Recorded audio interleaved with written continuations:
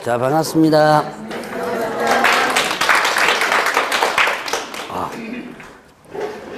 요즘 졸업 시즌이라고 많이 출석률이 좀 빠지더라고 보니까. 오늘도 뭐 졸업하나요?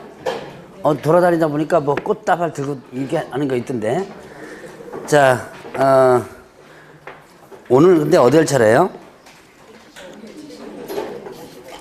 175페이지. 자, 175페이지.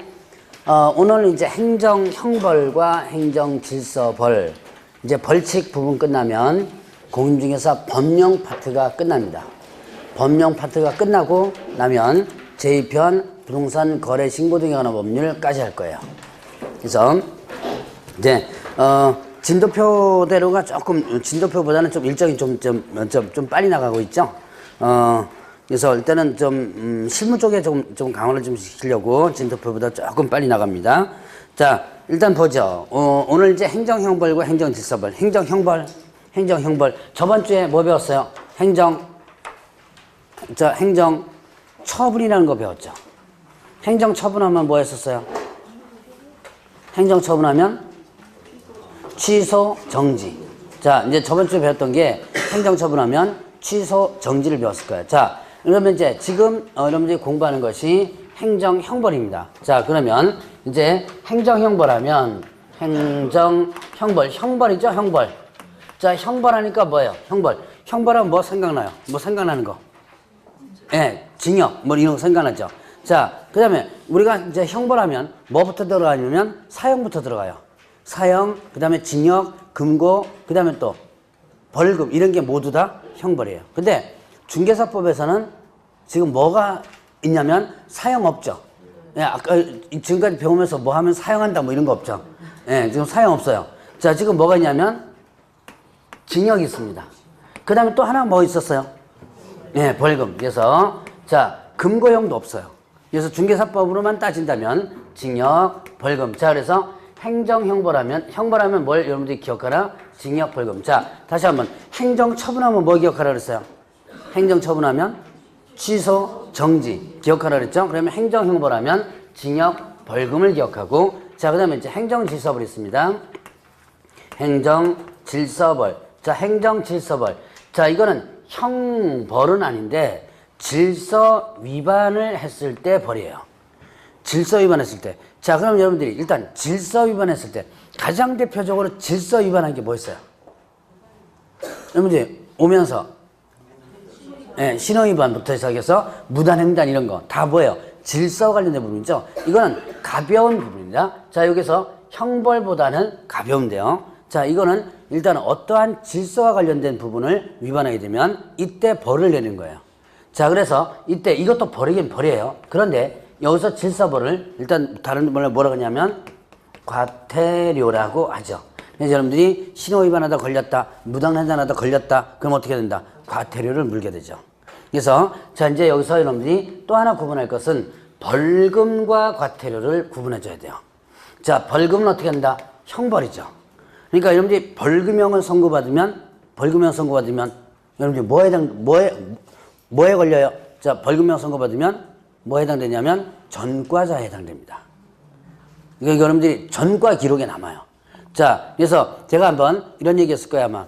그 폭행죄 얘기를 한번 했었죠? 폭행죄. 어디서 폭행죄 얘기를 했어요? 어느 동네에서 폭행죄 얘기를 했나요? 얘기하긴 한 것 같죠? 예. 그게 이제 뭐냐면 반의사불벌죄 얘기할 때 나왔어요. 반의사불벌죄가 중개사법에서 어디 있었어요? 예, 그래서 그래도 생각 안 나죠? 하기야 뭐 제가 묻고 제가 다 대답합니다.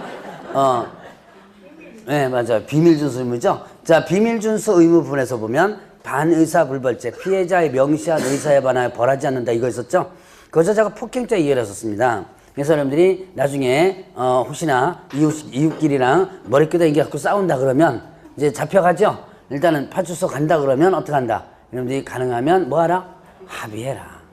합의하지 않고 그냥 끝까지 가겠다, 자존심 내어서 끝까지 가겠다라고 해서 끝까지 가면 경찰에서는 조서 꾸며가지고 어디로 넘기냐면 검찰로 넘겨요. 검찰에서는 뭐 약식 기소라든지 아니면 재판을 열리든지, 자, 재판을 여는 걸 뭐라 그래요? 검찰에서 재판에 열도록 하는 거, 소송을 제기하는 걸 뭐라 그러죠? 기소라 그러죠. 다 공부했던 거예요. 자, 그래서 기소해가지고 일단 법정에서 자, 머리끄댕이 갖고 그 싸운 거 갖고는 교도소까지는 안 보냅니다. 대신 이것도 폭행죄예요. 그래서 벌금형을 대부분 선고하는데, 가벼운 같은 경우는 보통 벌금형 한 50만 원에서 100만 원 정도 나와요. 근데 뭐 내지 뭐 50만 원, 나 돈도 많은데 근데 문제는 50만 원 내는 순간에 뭐가 된다? 여러분들은 폭력전과 일범이 됩니다. 별거, 여러분들 폭력전과 일범 별거 아니에요. 여러분들 주변에 혹시 폭력전과 12번, 13번 뭐 이렇게 되는 사람도 있거든요. 근데 그런 사람들이요, 교도소 한 번도 안 갔다 온 사람도 있어요. 그러니까 아주 사소한 싸움 있죠, 왜? 아주 사소한 싸움에 걸려가지고 계속 벌금 내는 거예요. 이러다 보면. 그래서 교도소 한 번도 안 갔다 오고 폭력전과 뭐 몇 번 이렇게 되는 사람들이 수두룩합니다. 자, 그래서 여러분들이 이거는 하나의 형벌이기 때문에 전과 기록에 남는 거예요. 자, 근데 이 벌금은 누가 선고하는 거예요? 법원에서 선고하는 거죠. 근데 과태료는 이거 뭐다? 이건 누가 부과하는 거죠? 행정관청에서 부과하죠. 그래서 이거와 이거의 개념의 차이점, 여러분들이 반드시 여러분 구분을 해놓으시라. 그래서 가끔 시험 문제 벌금을 과태료로 만들어 놓고 과태료를 벌금으로 만들어 놓습니다. 자, 이제 앞으로 이제 그런 문제들 많이 아마 볼 거예요, 아마. 자, 이제 개념 한번 구분해 봤으니까 이제 형벌부터 보죠. 3년 이하 징역 또는 3천만 원 벌금. 자, 그럼 이제 3년 이하 징역 또 3천 원 벌금인데, 요거는 자, 여러분들이 금지행위를 기억하면 두 가지만 더 기억하면 돼요. 자, 3-3 금지행위가 있었어요. 뭐였죠? 3-3 금지행위? 초과수술은 1-1이고요. 예. 그래도 그 정도까지 기억하는 것만 해도 다행이에요, 이게. 자, 증직상도 있었죠. 자, 증서, 중개, 매매업, 직접거래, 쌍방들이 있었죠. 투기조장. 투기조장은 미등기 전매 중개, 전매제한도 중개 있었죠. 자, 거기다가 무거운 거 2개 올려놨다라고 하면 됩니다. 자, 무등록, 거짓, 부정, 등록, 그리고 나면, 자, 금방 얘기했던 거. 자, 증직상도 있었죠. 뭐예요? 증서, 중개, 증서에 대한 매매업, 그 다음에 또, 직접 거래, 그 다음에 또, 쌍방대리 있었습니다. 쌍방대리, 그 다음에 또, 투기조장. 투기조장행위. 투기조장은, 자, 미등기, 전매를 중개해 주거나, 아니면, 자, 전매가 어떻게 돼요? 제한된 것을 중개를 해주는 등 투기를 조장해 있었어요. 자, 그러니까 여기에 자, 무거운 거 2개 올려놨다. 그리고 금지행위는 반드시 별도로 기억해 놓으라 그랬죠. 제가 금지행위는 반드시 별도로 3-3, 1-1 구분을 해 놓으라 그랬어요. 자, 그래서 증직상도 이렇게 구분을 일단 해보면 됩니다. 그러니까 금지행위를 기억했다는 전제 조건에서는 3-3은 간단해요. 딱 2가지만 더 기억을 하면 돼요. 자, 지금은 다 기억이 안 나겠지만 다 조금 있다가는 기억 한번 나게 할 겁니다. 할 거니까, 자, 다시 한번 3-3은 뭐를 기억하라? 일단 금쟁이, 증직상투, 뭐예요? 증서중개매매, 직접거래 쌍방대리 투기조장 부분이 있었죠. 거기다가 무등록, 거짓부정등록. 자, 무등록, 등록 안 하고 중개업하는 자 있고요. 부정한 병으로 등록하죠. 부정한 병으로 등록하면 걸렸다면 형벌이 3-3이죠. 이거는 당연히 또 어떻게 돼요? 등록 취소되죠. 그래서 이거는 절대 등록 취소가 되면서 3-3이죠. 자, 그러면 증서 중개 매매 직접 거래 쌍방대리 투기 조장, 이거는 금쟁이죠. 이 금쟁이는 일단 위반하면 3-3에다가 행정처분이 어떻게 됐어요? 행정처분이 상대 등록 취소. 등록을 취소할 수 있으면서 3-3이에요. 자, 저번 주에 행정처분한 걸 지금 거꾸로 형벌해서 다시 보는 겁니다. 자, 그러면 이제 또 1년 이하 징역 또는 1천만 원의 벌금 보겠습니다. 자, 1-1 부분은 여러분들이 교재에 쭉 순서대로 일단 나와 있는데요. 이건 이제 관련되는 것을 묶어서 한번 설명을 드리도록 하겠습니다. 자, 일단 양도대양수, 양도대여, 그 다음에 양수. 뭐에 대한 양도대양수냐면 자격증과 그 다음에 또 등록증에 대한 양도대양수. 그 다음에 아닌 자가 자, 유사명칭 사용한 경우 있습니다. 이거는 자, 공인중개사가 아닌 자와 그 다음에 개업 공인중개사가 아닌 자 이렇게 됐습니다. 자, 그 다음에 또 이중 등록, 그 다음에 이중 소속 있었고요. 그 다음에 또 이중사무소, 즉 2개 이상 사무소를 설치했거나 이동용이한 임시 중개 시설물을 설치했을 때. 자, 그 다음에 또 개업공개사 아닌 자가 개업 공인중개사가 아닌 자가 뭐였냐면 광고했습니다. 중개대상으로 광고하면 안 된다 그랬어요. 아닌 자가 광고했을 때. 그 다음에 자, 정보공개 위반, 정보공개와 관련해서 위반했을 때. 요거는 거래정보사업자 거예요. 거래정보사업자 거. 그 다음에 비밀준수 위반, 비밀준수와 관련해서 위반했을 때. 준수 위반. 자, 이렇게 됩니다. 자, 그렇게 되면 4개 남았어요. 자, 이제 이렇게 한번 정리해봤습니다. 4개 남았어요. 4개가 뭐였죠? 4개? 금쟁이. 4개 뭐였죠? 매, 무, 수, 거 있죠? 자, 매 뭐였죠? 중개대상물에 대한 매명. 무등록업자 알면서 의뢰받을 거 명의용, 수, 보수, 초과수 있었죠? 거짓언행. 자, 그래서 중개대상물에 대한 매명. 그 다음에 또 무등록업자 알면서 그로부터 의뢰를 받았거나 명의를 이용하는 행위. 수, 보수에 대한 뭐예요? 초과수수. 초과수수고 거짓언행. 그 밖의 방법으로 은인의 판단을 그렇지 않은 있었죠. 자, 금쟁이, 매무수거. 자, 요거 금쟁이 여러분들 좀 기억을 해놓으라 했죠. 그래서 금쟁이는 항상 별도로 기억해놔야 돼요. 3월달에는 반드시 요거 암기하도록 제가 할 겁니다. 자, 그러면 뭐죠? 양도대항수, 요 2가지예요. 자격증 양도대항수, 등록증 양도대항수 2가지 묶었습니다. 자격증 양도대하면 어떻게 돼요?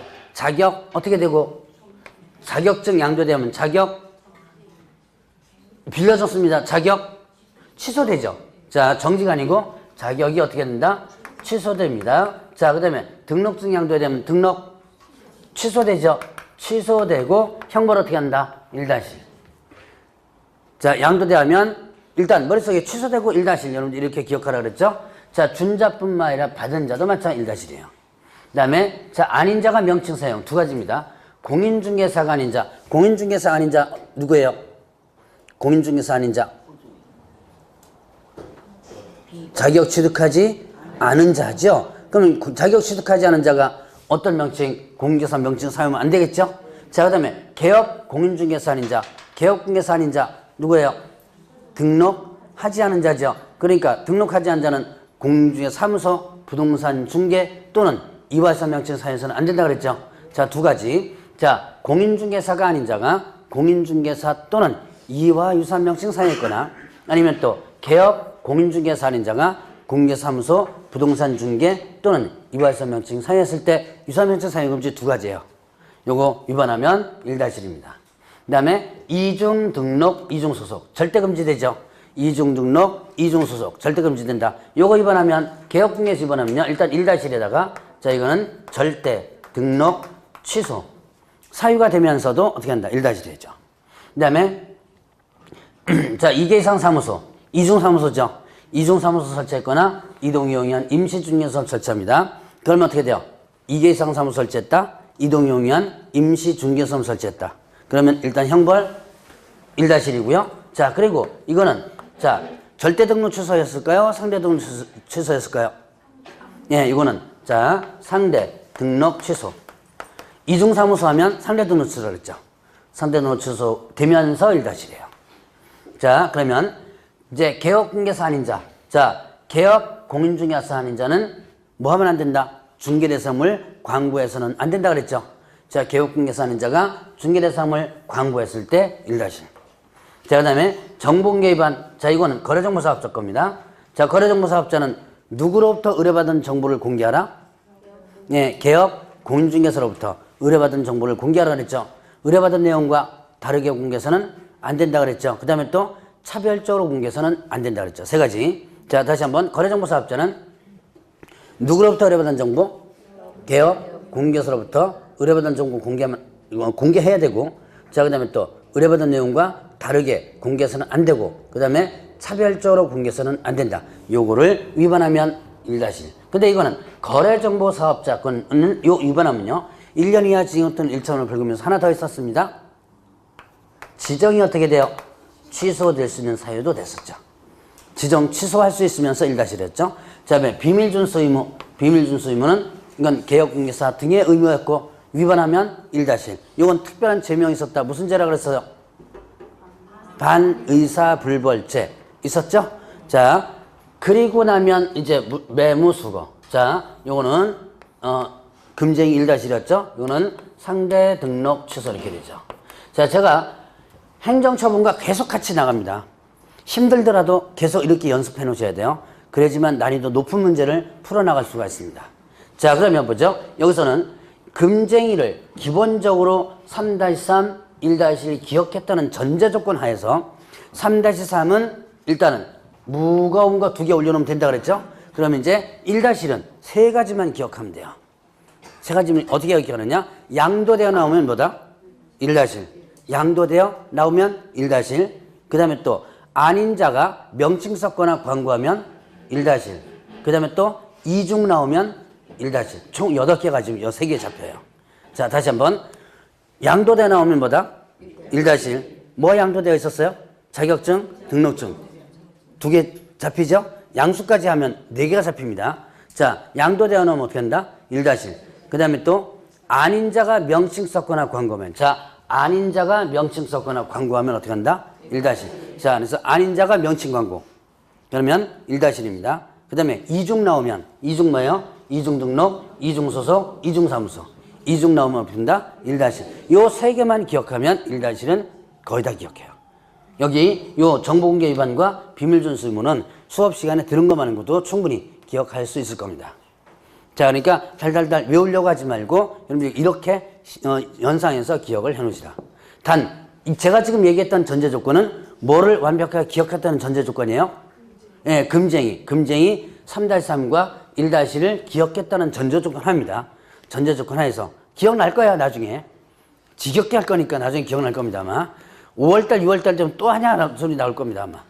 자, 그래서 그 전제 조건 하에서 이렇게만. 자, 다시 한번 1-1 보죠. 뭐 나오면요? 양도돼 나오면 1-1이다. 그 다음에 또 아닌 자가 명칭 썼거나 광고하면 1-1. 그 다음에 이중 나오면 1-1. 이중 뭐예요? 이중 등록, 이중 소속, 이중 사무소. 그럼 요렇게 제가 3가지만 기억하면 8가지가 잡힌다. 자, 그러면 이제 이렇게 해서 형벌 부분을 한번 정리해 봅니다. 쉬워요, 형벌. 이거 머릿속에 들어가기. 여러분들은 안 쉽겠죠? 예, 근데 하다 보면 머릿속에 들어갑니다. 자, 그러면 177페이지에 보면 뭐가 나오냐? 양벌 규정 나와요. 자, 양벌 규정 뭐예요? 양벌 규정. 자, 이 3-3, 1-1을 이건 했어요. 고용인 부분에서 3-3, 1-1 이 행위를 누가 했을 때? 고용인이 했을 때 그를 벌하는 왜? 누구도 같이 벌한다? 개업, 공중개사도 같이 벌한다 그랬죠. 어떻게 벌한다 그랬어요? 동조에 규정된 뭘 구한다? 벌금형을 구한다. 자, 그러니까 직원 때문에 교도소 간다 안 간다? 안 간다. 뭐만 무는 거예요? 벌금형만 선고받는 건데 다만 이 양벌 규정이 적용되지 않는 경우가 있었죠. 어떤 경우에? 상당한 주의와 감독을 게을리하지 않았을 때. 제가 상당한 주의와 감독을 게을리하지 않은 방법도 한번 얘기했던 적이 있었죠. 예, 그래서 그 정도까지만 여러분들이 정리 나가면 됩니다. 자, 그러면 이제 행정질서를 보자. 500만 원 이하의 과태료 부분이 있습니다. 자, 500만 원 이하의 과태료 부분 한번 정리를 해봅니다. 자, 일단은 전체적으로 정리를 하고 그 다음에 또 파트별로 한번 각각 부분별로 한번 정리를 해보죠. 자, 운영규정 위반했을 때, 운영 규정에 뭐 했을 때? 위반했을 때. 그 다음에 또 확인 설명과 관련해서 위반했을 때. 그 다음에 또 연수 교육과 관련해서 위반했을 때. 그 다음에 또 지도감독. 지도 감독상 명령에 위반했을 때.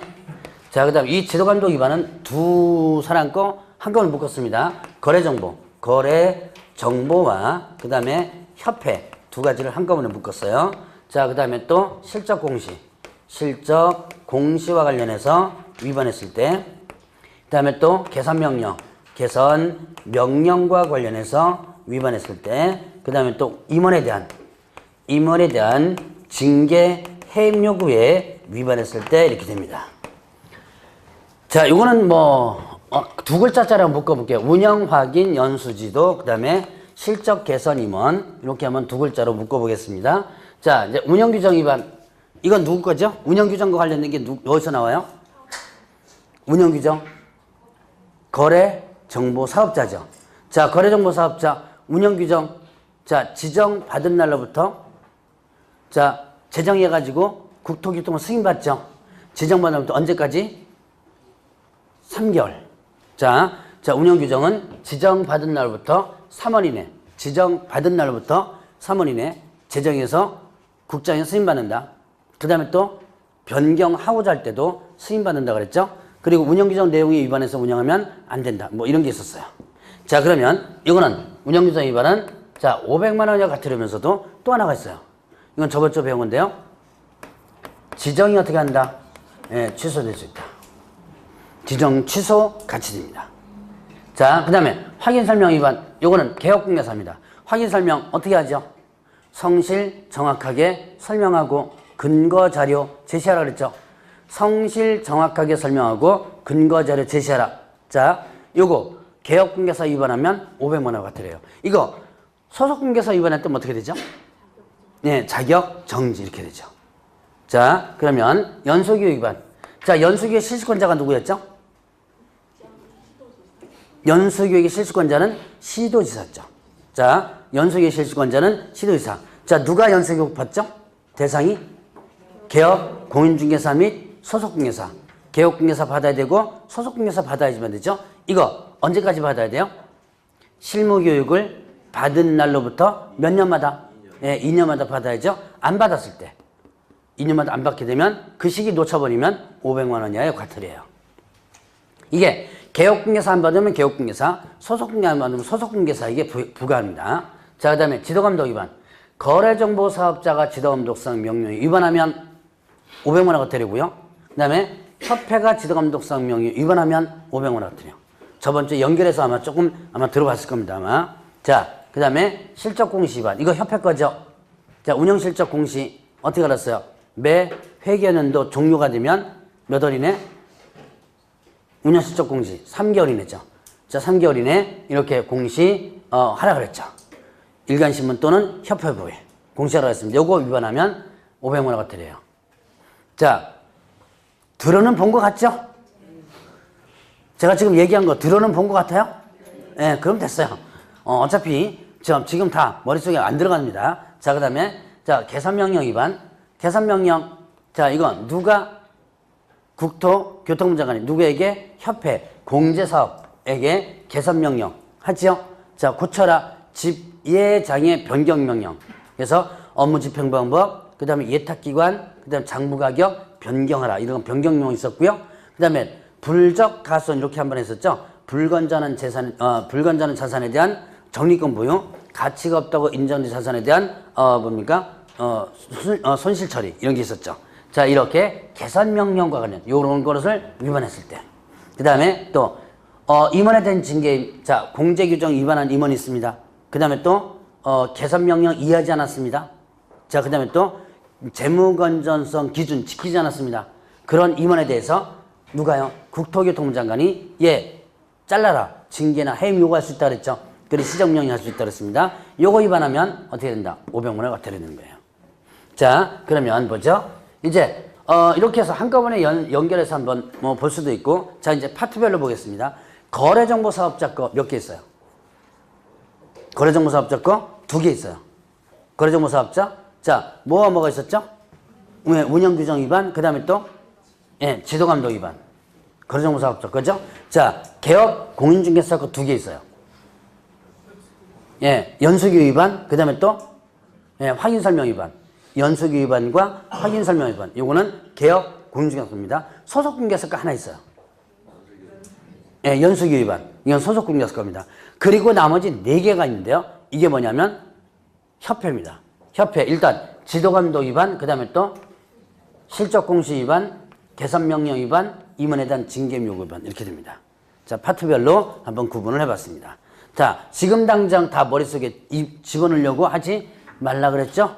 예, 지금은 배웠던 거 한번 생각하고 넘어가면 됩니다. 자, 그러면 이제 100만 원 이하의 과태료가 있어요. 자, 성명 표기 위반이 있었고요. 그 다음에 명칭. 자, 명칭 표시 위반이 있었고, 표시 위반이 있었고, 자, 그 다음에 게시 의무. 게시 의무에 대해서 위반했을 때, 그 다음에 사무소 이전 신고와 관련해서 위반했을 때, 그 다음에 또 휴업, 그 다음에 폐업, 신고와 관련해서 위반했을 때, 그 다음에 보증에 대해서 설명하지 않았거나 보증에 대한 증서, 사본, 교부하지 않았을 때, 그 다음에 반납을 하지 않았을 때, 자, 여기는 자격증과 그 다음에 또 등록증 이렇게 됩니다. 요것도 이제 앞에 글자 2가지로 성명, 명칭 게시, 이전 휴업, 보증 반납 이렇게 한번 구분해 봅니다. 자, 일단은 2글자짜리 한번 동원해 쳐봤고요. 자, 성명 표기 위반. 성명 표기. 자, 개업 공개사는 일단 어떻게 하나? 5개 광고물에 뭐라 했어요? 성명을 표기하라 그랬죠. 등록증이 기재된 성명, 그 다음에 법인의 주된 사무소는 대표자, 분사무소는 책임자 성명 표기하라 그랬고, 인식할 수 있을 정도 표기하라 그랬죠. 자, 요거 표기 안 하면 100만 원이야 과태료예요. 그 다음에 또, 자, 광고시 2개입니다. 광고시. 자, 개업공개사가 중개대상물 광고할 때, 성명 등을 표기하라 그랬죠. 자, 이건 4가지예요. 성명 등 표기라. 성명, 그 다음에 소연 이렇게 했죠. 성명, 명 뭐죠? 명칭, 사무소 명칭이죠. 소재지, 연락처. 자, 4가지. 다시 한번 광고시에, 자, 뭐예요? 성명, 명칭, 소재지, 연락처. 자, 글자 한 글자 요거만 외우면 안 된다고 그랬습니다. 항상 여러분들이 공부할 때 연습해 놔야 돼요. 자, 요거만 해놓고 다 외웠다가 아닙니다. 이러면 절대로 안쪽에 그 기억이 안 나요. 항상 연습을 해 놓으시나. 자, 이제 이 4가지를 표기라. 표기 안 하면 100만 원이 과태료예요. 자, 그러면 명칭 표시 위반이 있었습니다. 자, 이거는 개업 공인중개사와 그 다음에 부칙개업공개사 2가지인데요. 자, 개업공개사는 어떤 명칭 쓰라 그랬어요? 명칭 사용 위반, 명칭 표시 위반, 명칭 사용 위반 이렇게 표시하는데, 자, 일단은 어떤 명칭 써라. 개업공개사는 공인중개사 사무소, 부동산 중개, 공인중개사 사무소라든가 부동산 중개 쓰라 그랬죠. 자, 근데 부칙은요, 이 중에서 뭐 쓰면 안 돼요? 공인중개사 사무소 쓰면 안 되죠. 그러니까 부칙은 부동산 중개만 쓰는 거죠. 자, 이렇게 개업공개사가 공개사무소 부동산 중개 안 썼을 때, 부칙이 공개사 사무소 썼을 때, 요때 100만 원이 과태료예요. 자, 게시의무 위반. 사무소에 보기 쉬운 곳에 등자, 수업 4가지 게시하라 그랬죠. 등록증, 원본, 자격증, 원본, 소속공개서까지죠.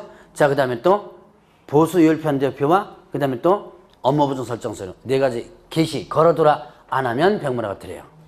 자, 이전신고 위반. 사무소 이전하면 이전한 날로부터 며칠? 이전한 날로부터 10일 이내 신고하라 그랬죠. 이전 날로부터 10일 이내 신고하라. 요거 신고 안 하면 100만 원 과태료예요. 자, 날짜에 자꾸 매달리지 마세요. 여러분들 자꾸 날짜에 매달리는 분 있습니다. 매달리지 마세요. 그냥 들으세요. 듣고 보고 자꾸 하다 보면 자연스럽게 머릿속에 남습니다. 자, 그 다음에 휴업하고자 할 때, 폐업하고자 할 때, 사전이죠. 업무 재개하고자 할 때, 기간 변경하고자 할 때, 하고자죠. 요거 위반하면 어떻게 100만 원 과태료죠. 자, 중개가 완성되면 보증에 대해서 설명하라 그랬죠. 사본 교부하라 그랬죠. 자, 누구한테? 거래 당사자 쌍방에게. 요거 위반한다면 어떻게 된다? 100만 원이에요, 과태료예요. 자, 그러면 이제 자격 취소되면 자격증 반납하라. 등록 취소되면 등록증 반납하라. 둘 다 며칠이네? 7일. 7일에 반납하라 그랬죠? 자, 요거 위반한다면 100만 원의 과태료예요. 자, 그래서 요 100만 원 과태료 한번 구분을 해봅니다. 자, 그러면 이제 과태료 부과권자를 보겠습니다. 국토교통부 장관이 부과합니다. 누구 거 부과하겠어요? 자, 이걸 외우려고 그러지 말고 관련되는 거 한번 써보세요. 국토교통부 장관과 연관되는 게 뭐 있어요? 네, 거래정보사업자. 거래정보사업자. 누가 지정해줘요? 국장이. 또 연관되는 게 있어요. 그렇죠, 협회. 자, 이건 왜요? 국토교통부 장관이 인간해주죠. 그러니까 연관되는 부분만 여러분들 기억하면 돼요. 자, 그러면 시도지사가 부가징수합니다. 자, 시도지사와 연관되는 게 뭐 있어요? 네, 자격증 반납. 자, 자격증 만약에 자격 취소하면 자격증 반납하라. 어디다가? 교부한 시도지사에 반납하라 그랬죠? 자, 요거 자격증 또 하나. 시도지사와 연관되는 거? 연수교 있죠, 연수교. 연수교 실시권자가 누구예요? 예, 네, 시도지사가 실시권자죠? 자, 이거를, 국장은 거래정보사협회 이렇게 외우려고 하지 마세요. 외우려고 하지 말고, 자, 연관되는 거, 시도지사는 연수교육과 관련되죠? 실시권자니까, 그 다음에 또 자격증 미반납. 자격증 미반납, 이렇게 됩니다. 그리고 나머지는 뭐예요? 등록관청. 이렇게 되죠. 자, 그러니까 이 부가권자도 실제 시험 문제 나오거든요. 근데 이걸 외우려고 그러지 말고, 일단 연상을 일단 해보시면 됩니다. 연관만 되면 돼요. 자, 이러면 이제 행정질서벌 부분을 마칩니다. 그러면, 자, 이제, 여러분들 184페이지로 넘어가요. 184페이지, 이제 드디어 부동산 거래 신고 등에 관한 법률, 작년에 5문제 나왔던 부동산 거래 신고 등에 관한 법률을 봅니다. 자, 이거는요, 공법적인 개념이에요. 그래서 여러분들이 공법 배우는 기분일 겁니다. 이건 공법에 있는 내용과 비슷해요. 공법을 배우는 기분이기 때문에 여러분들이 좀 까다로울 수가 있는데, 이것도 여러분들이 일단은 기본 틀을 중심으로 해서 조금씩 연습을 해나가면 돼요. 자, 일단 184페이지 보죠. 자, 부동산 거래 신고 등에 관한 법률에 보니까 재정 목적 나오죠. 재정 목적. 자, 크게 3가지로 구분합니다. 부동산 거래 등의 신고 및 허가에 관한 사항을 정하여. 밑줄 한번 쳐보세요. 부동산 거래 등의 신고 및 허가에 관한 사항을 정하여, 그 다음에 또 건전하고 투명한 부동산 거래처를 확립하고, 그 다음에 또 국민경제 이바지함을 목적으로 한다. 크게 어떻게 돼요? 3가지로 구분되죠. 자, 이제 이렇게 3가지로 구분되는 이유는 다음에 3월 달에 이제 문장 변화 같은 거 이제 연습할 때 한때 또 써먹을 겁니다. 자, 그러면 정의를 보겠습니다. 자, 부동산은 뭘 부동산이라고 그래요? 부동산이란 뭐를요? 예. 자, 토지 또는 뭐예요? 건축물. 자, 토지 또는 건축물을 부동산이라고 한다. 이 법에서 용어정입니다. 그러니까 여기에는 임목, 광업재단 이런 거 안 들어가죠? 토지 또는 건축물. 그 다음에 또 부동산 등 하면 뭐 한다? 토지 또는 건축물에다가 뭐까지 포함하는 거예요? 예, 뭐까지 포함한다? 부동산을 취득할 수 있는 권리까지 포함되죠. 자, 그럼 부동산을 취득할 수 있는 권리가 뭐냐? 분양권과 입주권이에요. 자, 분양권 하면 주택, 상가, 뭐 택지 분양권, 공장 분양권 다 들어갑니다. 자, 분양권, 그 다음에 입주권. 입주권은 도정법상의 입주권 이런 것들이에요. 자, 다시 한번. 그 부동산을 취득할 수 있는 권리는 뭐와 뭐?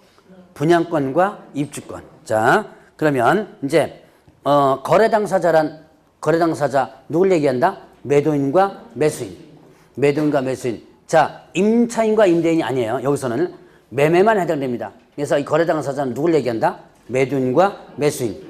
외국인 등을 어떻게 돼요? 포함한다 그랬죠. 자, 그 다음에 그럼 여기서 외국인 등이란 뭐다? 외국인 등이란, 자, 크게 3가지를 기억하라 그랬어요. 외국인 등 하면 대한민국 국적을 취득하지 않은 개인. 외국인이죠?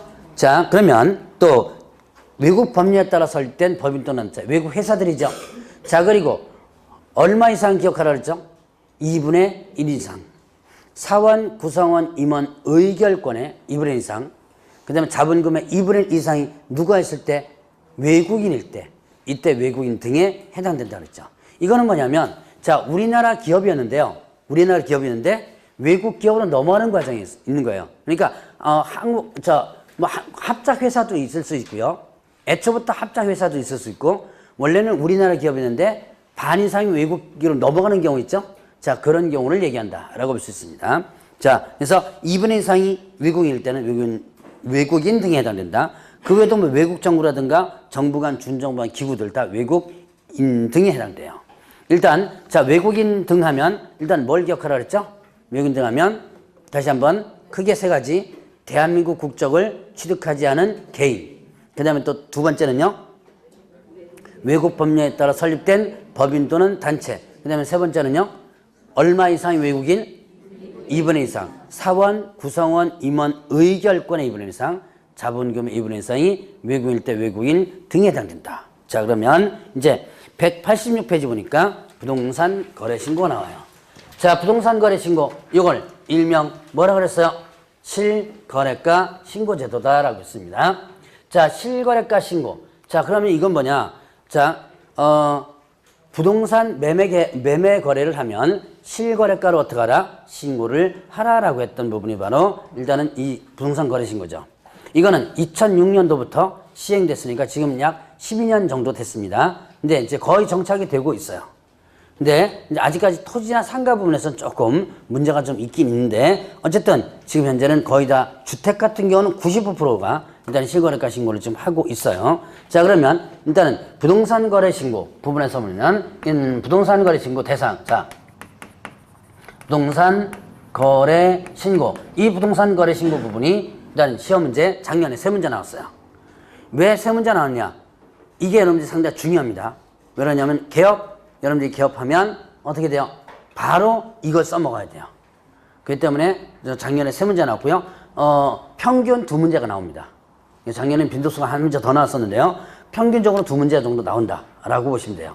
자, 그러면 부동산 거래 신고는 일단은 신고 대상을 보면요. 대상은 자, 부동산 등에 대한 뭐가 체결되면 매매 계약이 체결되면 자, 이때 부동산 등이란 뭐 했었죠? 금방 아까 용어장에서 봤죠? 부동산 등 하면 토지 또는 건축물에다가 뭐까지를? 네, 부동산을 취득할 수 있는 권리. 자, 거기다 뭐 매매 계약이 체결되면 여기는 공급 계약까지가 들어갑니다. 자, 공급 계약이면 뭐냐면 최초 분양 계약이에요. 공급 계약은 뭘 얘기한다? 최초 분양 계약. 근데 여러분들 중개 쪽과는 친하지 않아요. 이제 분양 계약 체결하는 것은 이거 소개시켜주거나 그런 게 성격이 아니죠. 그래서 이거는 최초 분양 계약은 중개와는 친하지 않지만 그래도 일단 뭐 대상이 된다? 일단 부동산 거래 신고 대상이 돼요. 자, 그러면 이제 여기 부동산 등에 대한 부분. 여러분들 교재를 잠깐 보겠습니다. 거기 보니까 자, 각종의 법률들이 나오죠. 자, 일단 부동산 거래 신고 대상 하면 부동산의 매매 계약과 그 다음에 또 자, 다음 법률에 따른 부동산 공급 계약, 이거 최초 분양 계약이라고 그랬죠. 주택법부터 시작해서 도시 및 중앙경제법, 그 다음에 건축물 분양에 관한 법률, 건축물 분양에 관한 법률이 상가 분양과 관련된 부분이에요. 택지개발청지법, 이거 택지 분양하는 것이고요. 자, 도시개발법, 이건 공법에서 여러분들이 배우고, 자, 그 밑에 공공도체 특별법이 있고, 그 다음에 산업입지 및 개발에 관한 법률이 있습니다. 산업입지 및 개발에 관한 법률에서는 공장 용지 분양이 있어요. 그러니까 부동산과 관련된 분야이면 어떻게 돼요? 다 들어가죠. 자, 그러면 또 하나 여기 보니까 그 밑에 이제 다음 언어에 해당하는 지위에 대한 매매계약. 자, 거기서 기억해 보니까 부동산을 공급받자 선정된 지위 이게 뭐예요? 분양권이에요. 자, 기억에 자, 부동산에 대한 공급계약을 통하여 부동산을 공급받을 차로 선정된 지위. 공급계약이 뭐라 그랬어요? 최초 분양계약이라고 그랬죠. 그러니까 거기에 대한 지위니까 분양권이에요. 자, 그러니까 분양권이 거래되려면 기본적으로 뭐가 된다? 분양계약이 체결돼줘야지만 되죠. 자, 각종 법에 대한 그 위의 법과 같죠? 자, 그 다음에 니은 부분 보세요. 니은이 입주권입니다. 자, 도시 및 중앙기관 정비법에 따른 관리처분계획 인가 및 빈지 및 소규모 주택 정비에 관한 특례법에 따른 사업 시행계획 인가를 취득한 입주로 선정된 집, 이게 입주권이에요. 자, 여러분들 도시 및 중앙기관 정비법 지금 들어갔나요? 도정법, 공법 아직 안 들어갔나요? 자, 여러분들 이제 그 도시 및 중앙기관 정비법에 재개발 재개발, 재건축과 관련된 부분인데, 자, 여기에 일단은, 내가 재개발 지역에 이 주택을 갖고 있는데, 이걸 헐고, 뭐를요? 아파트를 이렇게 짓죠? 근데 내가 이 주택을 가지고 여기에 들어갈 수 있는 권리. 이게 바로 뭐냐면 입주권입니다. 자, 그 다음에 또 빈집 및 소규모 주택 및 정비에 관한 특례법인데요. 자, 여기에서도 여러분들 이런 법이 있는데 이게 뭐냐면 빈집 관리하는 법이에요. 이게 빈집이 너무 많으면 빈집이 만약에 많을 때는 이때는 여기가 뭐가 우려가 있어요. 범죄 우려도 많고 그렇죠. 그래서 국가에서 이 빈집을 매입하거나 아니면 임대해가지고 다시 재활용을 하게 됩니다. 자, 이제 그와 관련된 법이 요 법입니다. 어쨌든 두 가지 해가지고 거기에 또는 입주할 수 있는 권리, 요게 바로 입주권이다 라고 볼 수가 있습니다. 자, 그래서 그 권리를 염두에 좀 기억을 해 놓으시고요. 자, 일단 공급계약까지 들어가고, 자, 일단 부동산 거래 신고 대상은 부동산 등에 대한 매매 계약입니다. 그러면 매매가 아닌 뭐예요? 교환이나 임대차는 해당 안 된다. 자, 그러면 계약, 자, 시기는요. 부동산 거래 시기는 계약 체결일로부터 며칠 이내? 60일 이내 부동산 거래 신고를 해줘야 되는데요. 어디다가 한다? 장소는 어디다? 장소는 부동산 소재지. 자, 부동산 소재지 어디에요? 시군, 군구. 자, 부동산 소재 신고를 일명 뭐라 하냐면 신고하는 관청이죠. 그래서 신고관청이라고 그래요. 자, 그래서 요게 부동산 거래 신고의 기본입니다. 자, 다시 한번. 부동산 등에 대한 뭐가 체결되면 매매 계약. 여기까지 뭐도 있다? 공급 계약도 있죠. 자, 계약이 체결되면 언제부터? 계약 체결부터 며칠 이내? 60일 이내. 어디다가? 부동산 소재 신고. 이거를 네 자루지를 뭐라 한다? 신고관청. 자, 그러면 요거 위반하면 어떻게 될까요? 자, 60일 이내 신고 안 합니다. 그러면 이때는요 500만 원 이하의 과태료예요. 자, 다시 한번 며칠 이내 신고하라 그랬어요? 예, 60일 이내 신고하라 그랬죠? 신고 안 하면 500만 원 과태료고, 그 다음에 거짓 신고하면요, 거짓 신고하면 이때는 취득가액의 100분의 5 이하의 과태료 이렇게 됩니다. 취득가액의 100분의 5 이하의 과태료 이렇게 돼요.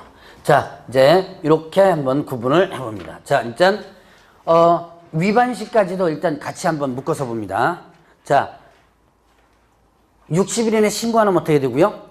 60일 이내 신고 안 하면 500만 원 과태료고, 거짓 신고하면 어떻게 된다? 취득가액의 100분의 5 이하 과태료.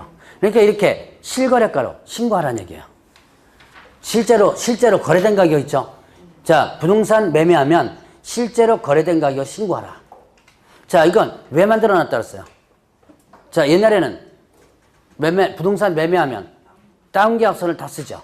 다운계약서 써버리면 세금이 어떻게 돼요? 탄로됩니다. 그걸 막기 위해서 실거래가로 신고하라라는 의무를 부여하게 된 거예요.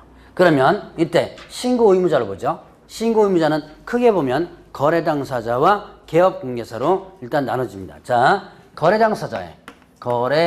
당사자의 의무가 있습니다. 자, 거래 당사자 의무. 자, 거래 당사자는 누구에 의하지 않고 개업 공인중개사에 의하지 않고 거래가 됐을 때. 자, 그러면 누구 끼지 않은 거예요, 지금? 개업 공인중개사가 끼지 않았죠. 개업 공개사가 끼지 않고 자기네들끼리 거래합니다. 그러면 거래 당사자가 신고 의무가 있어요. 자, 그럼 여기서 보면 거래 당사자 의무니까 아까 거래 당사자는 누구였었어요? 매수인과 매도인. 그러니까 거래 당사자 의무니까 둘 다에 어떻게 돼요? 의무를 부여하는 거예요. 매수인과 매도인 둘 다에게 의무를 부여하는 건데, 단 예외가 있습니다. 여러분들 교재에도 있지만 거래 당사자 일방이 국가 등일 경우. 자, 거래 당사자 일방이 국가 등이라면 둘 다의 의무를 부여하지 않고 누구에게 의무를 부여하냐면 국가 등에게 의무를 부여했습니다. 자, 다시 한번. 거래 당사자 일방이 누구라면? 국가 등이라면 국가 등이 단독으로 신고하도록 해야 한다. 단독으로 신고해야 한다 그랬습니다. 그러면 여기서 이제 국가 등이 뭐냐부터 일단 봐야죠. 자, 국가 등이란, 자, 상황에 따라서 조금씩 틀리지만 여기서는 그냥 통일시켜서 한꺼번에 제가 얘기할 겁니다. 자, 국가 등은 국가, 지자체, 공사, 공공기관 이렇게만 기억하시면 돼요. 자, 다시 한번 국가 등은 뭘 얘기한다? 국가, 그 다음에 지자체, 공사, 공공기관. 공사, 공공기관. 자, 앞으로 국가 등이라는 용어가 계속 나올 텐데요. 국가 등이라는 용어가 계속 나옵니다. 그런데 국가 등 하면 머릿속에 그것만 기억하면 돼요. 국가, 지자체, 공사, 공공기관 요거만 쭉 기억하면 됩니다. 상황에 따라서 보면요. 어떤 공사가 여직은 들어가고요. 여기는 안 들어가고 막 그런 게 있어요. 근데 그거 제가 강의 안 할 겁니다. 뭐 그것까지 여기서는 어떤 공사 빠진다. 여기서 어떤 공사 들어간다. 뭐 이런 거 시험 문제 안 나와요. 그러니까 그냥 통째로 한꺼번에 묶어가지고 그냥 국가 등으로 표시할 거니까 자 그렇게 여러분들이 좀 이해를 해주시고 자 다시 한번 거래 당사자 일방이 국가 등이라면 이때 국가 등이 어떻게 한다? 단독으로 신고해야 한다. 왜 국가 등에게 의무를 부여했을까요? 자, 국가 등이라면 거짓말 해야 하네요? 네, 안 하죠. 그냥 골치 아프니까 국가 등에게 의무를 부여한 거예요. 어차피 거짓말 안 할 거니까. 자, 그 다음에 또 이제, 그건 이제 예외니까, 이제 기본적으로 한번 설명드리고 넘어가고요. 자, 이제 거래 당사자의 의무로서 이제, 국가 등 외외적으로 일반적인 거래 당사를 보죠. 거래 당사자니까 양쪽 모두 의무죠. 그래서 공동으로 서명 또는 날인합니다. 날인해가지고 그 다음에 일방이 어떻게 한다? 제출한다. 자, 공동으로 서명 또는 날인합니다. 서명 또는 날인해서 제출은 일방이 한다. 자, 거래 당사자 의무니까 양쪽 다 의무죠. 그러니까 서명 날인은 둘 다 같이 하는 거예요. 근데 제출은 어떻게 돼요? 자, 부동산 거래 신고서를 작성해가지고 제출하는데 제출은 둘이 손잡고 갈 필요가 없죠. 그래서 둘 중에 하나만 가서 제출하면 되는 거예요. 자, 그러면 이때 이제 단독으로 신고할 수 있는 경우가 있습니다. 어떤 경우냐면 일방이 신고를 뭐 한다면 거부한다면 자, 일방이 신고를 거부한다. 이건 뭐냐면 한 사람은 내려서 신고하자. 다운해서 신고하자. 한 사람은 그냥 신고하자. 그러다 보면 서로 싸울 수도 있죠. 그러니까 한 사람이 서명 날인을 안 하고 그냥 가버린 거예요. 신고는 하긴 해야 되겠죠. 그래서 상대방이 혼자서 신고할 수 있다는 거예요. 자, 이때 단독 신고할 때는 상대방은 사유서와 그 다음에 계약서 사본을 첨부하는데 자, 이때 신고관청에서는 단독 신고 사유가 되는지를 확인해 줘야 돼요. 그리고 만약에 그 신고 거부한 사실이 있다면 얘는 500만 원 이하의 과태료 처분을 받습니다. 자, 그래서 신고 거부하면 어떻게 된다? 거부한 자 500만 원의 과태료. 자, 그러면 이제 또 신고를 뭐 할 수 있다? 대행할 수 있습니다. 대행이 뭐예요? 대신하는 거죠. 그러니까 신고를 위임해가지고 하는 거죠. 위임받은 사람이. 그러니까 대행하는 자는 뭘 해야 돼요? 위임장 들어가야 돼요. 자, 위임장과 그 다음에 또 신분증명서, 위임한 거래 당사자의 신분증명서 사본을 첨부를 합니다. 위임장에다가 위임한 거래 당사자의 신분증명 사본을 첨부해서 신고 대행할 수 있다. 근데 이거 대행은요, 주로 이제 누가 많이 하냐면 거래 당사자의 의무, 자기네들끼리 거래했죠? 대부분 법무사가 많이 해요. 그러니까 자기네들끼리 계약 체결해 놓고 어디다가 많이 이제 등기를 맡겨요. 법무사한테 맡기면서 신고를 좀 해달라라고 합니다. 그럼 법무사가 이제 서비스 차원에서 해줘요. 자, 세무사가 하는 경우도 있어요. 큰 건 같은 경우는 세무 처리 때문에 세무사에다 맡기는데 그때 세무사가 하는 경우도 있습니다. 자, 그러면 이때 이제 이렇게 신고를 대행할 수도 있고요. 자, 또 전자문서로 할 수 있습니다. 자, 전자문서가 뭐예요? 전자문서. 인터넷으로 들어가서 사이트가 있어요. 부동산 거래 신고 사이트가 있습니다. 그 사이트에 들어가서 직접 가지 않고 접속해서 하는 거죠. 자, 전자문서를 할 수 있는데 여기에 단독 신고 이거 전자문서로 못 합니다. 대행하는 자 전자문서로 못 해요.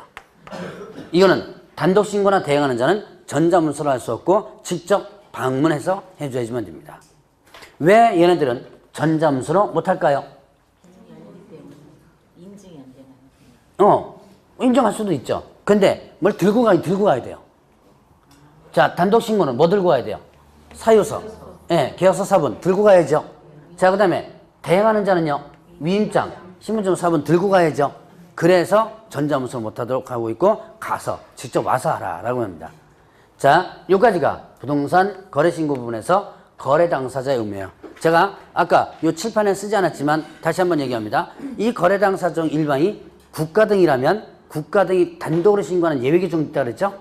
자, 그러면 이제 개업공개사 의무가 있어요. 자, 개업 공인중개사의 의무. 자, 개업공개사는 어떤 경우에 있냐? 개업 공인중개사에서 자, 개업 공인중개사 뭐 한다면 중개거래를 한다면. 자, 개업 공인중개사가 중개거래 한다면 이거 어떻게 된 거예요? 거래 당사자끼리 한 게 아니라 개업 공개사가 중개 준 거죠. 그러면 거래 당사자는 의무가 완전히 없어져요. 이것 때문에 이제 2000년도 중반에 이것 때문에 이제 난리를 쳤어요. 개업공개사 왜 우리만 갖고 그래? 이제 그때도 나온 거예요. 그래서 개업공개사에 왜 전적으로 책임을 물으냐? 너무 심하지 않느냐? 그래서 대모도 좀 하고 그랬었어요. 이거 우리 못 받겠다 그래가지고. 근데 못 받겠다 그래서 안 받으면 힘이 있어요? 받아야지. 그래서 이제 그때 이제 떡을 하나 줬어요. 그래서 하도 이제 소위 말해 속도 말해 지랄을 하니까 떡을 하나 줬습니다. 그 떡이 뭐냐면 경매예요. 그 전까지 법인에 대해서만 일부 경매를 좀 할 수 있었는데 그거를 공인중개사인 개업공개사까지 확장시켜 놓은 겁니다. 내가 이제 이거 해준 대신에 내가 경매 좀 줄게 그런 거예요. 그래서 떡 하나 준 게 이제 경매 떡 하나 얻어먹고 이거 했습니다. 이거. 자, 이제 완전하게 어떻게 된다? 개업공개사 거래 당사자 의무가 없고 누구한테만 개업 공인중개사 의무가 생겨요. 자, 그래서 일단 개업